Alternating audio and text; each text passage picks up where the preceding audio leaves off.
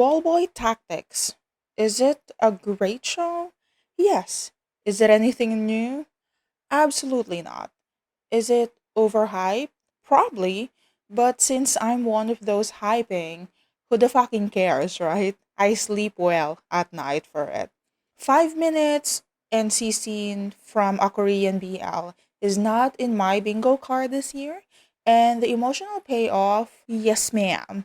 I am so well fed by this show. Don't even start. Now, I know some people are rolling their eyes, going, it's nothing new. And you're not wrong. But here's the thing, just because something isn't new doesn't mean that it's not doing something better. It's familiar, but dressed differently. And sometimes that's enough to hit. I don't think anyone is claiming that ballboy tactics is revolutionary. Like, no one is saying that, I hope. I would be the first one shouting from the rooftops for the BL industry to please give me something new. But when I say something new, it does not necessarily mean invent a new trope. I'm not asking for the BL industry to go out on a limb and give me some gay alien tentacles or whatever from a distant spaceland. By the way, that's a real book in case you're interested. But moving on, no one can reinvent being gay, I don't think. The queer experience had been explored inside out in every position possible. What we want is quality storytelling. At least that's what I want. Compelling characters that actually resonate to me as a fan.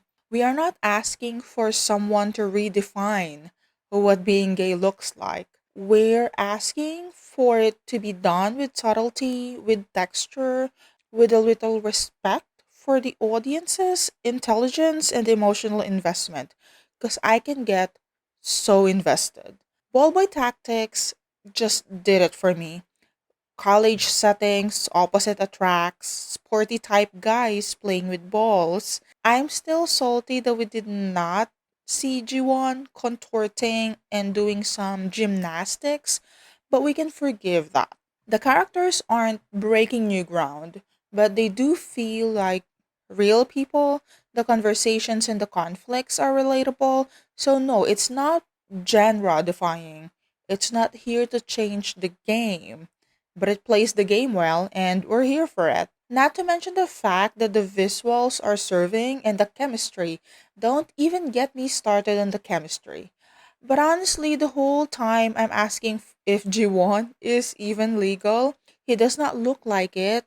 He looks so much younger than even Junsei from Our Youth. So, full disclosure, I read the first volume of the manhwa. I've been holding off on starting the second one because I figured I'd finish the live action series first. I was honestly shocked when the adaptation was announced. A lot of webtoons wait years for it to get picked up, and this one moved really fast. As I mentioned earlier, this isn't reinventing the BL wheel. It's basically the same exact thing. It follows the classic setup: two college guys who meet by chance and don't like each other at first, but grow closer with every run in and every awkward moment. But what makes Ballboy Tactics stand out is who these guys are. Jungwoo and Ji-won aren't just your random students, they are both athletes, popular athletes. G1 even has a literal gold medal, so there's the popularity element in both their lives. One thing I really appreciate the conversation they had with each other, actual, clear, mature dialogues. There's a few awkward misunderstandings here and there at the start as they try to connect with each other and get to know each other. Mostly G1 burying himself, but it's not like they just fell in love with each other and suddenly the stars aligned for them. There are very subtle, very telling moments where Ji-won is obviously concerned about Jungwoo's perception of his interest and he tries to deflect, and his obvious concern about his sexuality in general. The series did not outright discuss it, but some internalized panic is very apparent in how the dialogue is written. So for me, it's also such a breath of fresh air when a character was so casual about his first attraction with the same sex like Juwon was or Jungwoo was. But I honestly believe he would not survive this show with how affected he was by the mere presence of Jiwon. It felt like Jungwoo malfunctions whenever Jiwon looks at him in earnest, and honestly, who can fault him? Jiwon's main focus was more on how public things might get, not who he was falling for.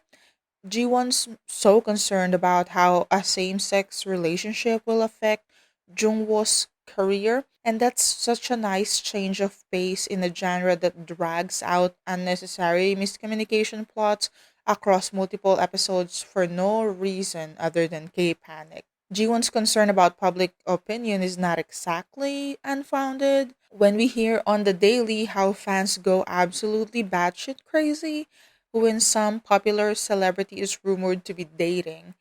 Can you imagine how crazier it could get if fans heard their idol is dating a guy? It's probably the end of the world right then and there. And they talk to each other. They actually talk. No endless cycles of misunderstanding. Both of them voices out their concerns and fears. And yes, most of the time they are not on the same page. And their expectations of each other and their relationship are not the same. But the fact is, there's conversation happening. Words are being said and feelings are being voiced out.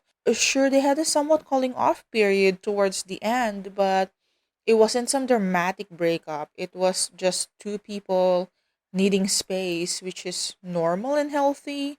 If you don't have an answer at the moment, it's okay to ask for time to think and step back.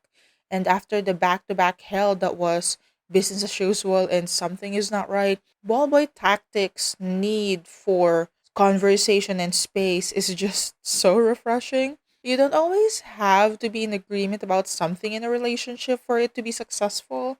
It's more about being open about concerns and fears and insecurities so both of you can compromise and set boundaries. That being said, I was so irritated by Juwon on episode 7, I think, because what do you mean that Jungwoo wants you gone from his side? Were you here in the last 6 episode where he was so mesmerized by you? So when he was acting all sad, I have zero sympathy. And this is a mess of your own doing, my child. Cry me a river. I know there's not much screen time to develop the side characters, which is such a shame, but they're just great friends. I love how they basically adopted Juwon in their group and how chaotic Songjin is. That few scenes that they gave us at the last episode is so diabolical, just plain evil. When they know it's the last episode and we would not get more of Songjin and Yuno. So the 5 minute NC scene in this Korean BL did not expect that at all. And can we talk about how this whole sequence reminds me so much of Cutie Pie? And just so we're clear, I don't mean anything shady. I just mean that the whole vibe of the sexy time made me recall the bed scene from Cutie Pie, the pacing, the lighting, and the tension. There is something about the mood that echoed Cutie Pie's approach to intimacy, and that's a compliment because if there's one thing the Mundi is good at, it's intimate scenes. They just nail it every time. Even in Battle of the Writers, where I couldn't stand the plot, the NC scenes are so on point. Honestly, I'm still kind of stunned we got that from a Korean production. They don't usually go that far. And I am thanking every gay gods that we went that far. It's not explicit, it's just so intimate and emotionally loaded, and I fucking love that. And now we can all look forward to the first ABO from fucking China this July. So, have you seen Ball Boy Tactics? What do you think about it? Have you seen the trailer of Desire? Are you still alive after seeing that? Comment down below. Check my other BL reviews, drink your water, stay hydrated. Bye bye.